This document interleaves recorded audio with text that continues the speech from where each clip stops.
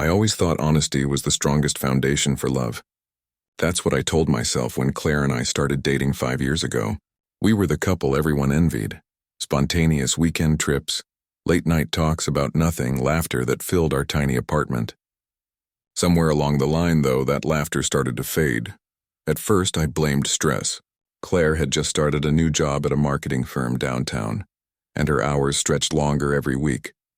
She'd come home drained, toss her bag on the couch, and scroll through her phone until she fell asleep. I used to wait up for her, trying to catch even 10 minutes of conversation, but she'd wave me off with a tired smile. "Tomorrow, Ethan," she'd say. I promised. Tomorrow never came. 3 months passed like that. She began dressing differently. More perfume, tighter clothes, new heels I'd never seen before. I told myself it was confidence. Maybe the new job made her feel good about herself. But when she started guarding her phone like it was a state secret, I felt something tighten in my chest. Still, I wanted to believe her. One Friday evening, she stood in front of the mirror longer than usual. "You look nice," I said from the couch. She jumped a little, like she hadn't noticed I was watching. "Thanks," she murmured, brushing invisible lint off her dress. "Big night?" I asked casually. "Just dinner with coworkers," she said. "Team bonding, you know." Her tone was light, but her eyes didn't meet mine. That night, while she was bonding with her team, I sat at home with takeout and a beer, staring at the TV without hearing a word of it. Around 10, she texted, "Heading home soon. Don't wait up." I didn't reply. The next morning, her dress hung over a chair, and her perfume lingered in the air like a ghost that refused to leave. Something inside me whispered that whatever we once had was slipping away, and maybe it already had. 2 weeks later, the universe handed me the truth wrapped in irony. It was a Saturday morning, and Claire was buzzing around the apartment humming a tune I hadn't heard in months. She'd woken up early, done her hair, and spent nearly an hour choosing an outfit. When I asked what the occasion was, she smiled a little too brightly. "Just brunch with the girls," she said. "The girls," I repeated. "Anyone I know?" "Just people from work," she replied, grabbing her purse. Her phone buzzed then, and she froze. The name on the screen was Ryan. I'd never heard of him, but I noticed how quickly she flipped her phone face down. "Who's Ryan?" I asked lightly. "Oh, he's just in my department." "Chill, Ethan, you're sounding paranoid." Maybe I was, but something about her reaction didn't sit right.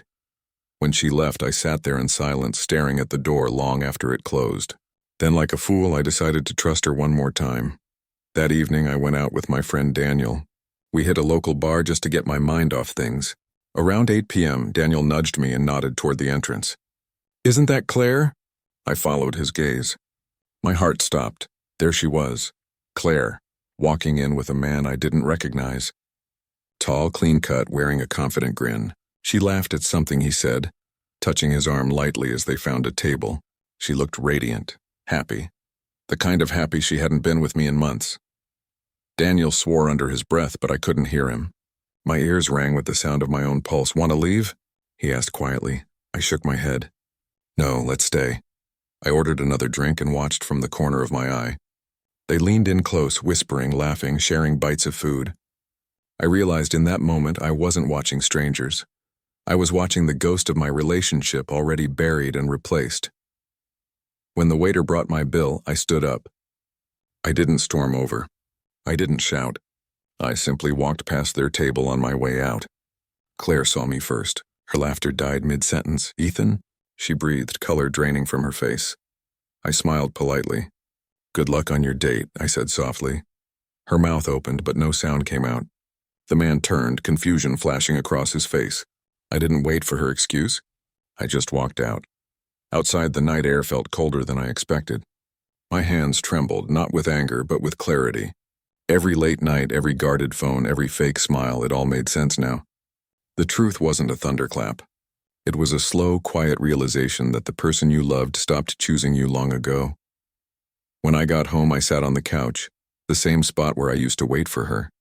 The apartment was silent except for the hum of the fridge. I looked around at the photos on the wall, our vacations, birthdays, inside jokes frozen in time. They felt like evidence from a life that no longer belonged to me. A few hours later, I heard her key in the lock. She stepped inside, her heels clicking hesitantly against the floor.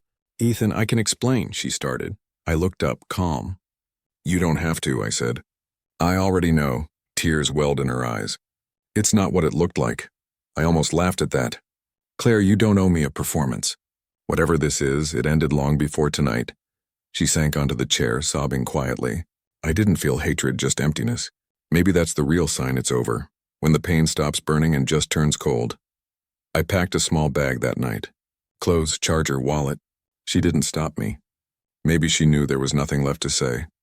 As I closed the door behind me, I felt something unexpected. Peace.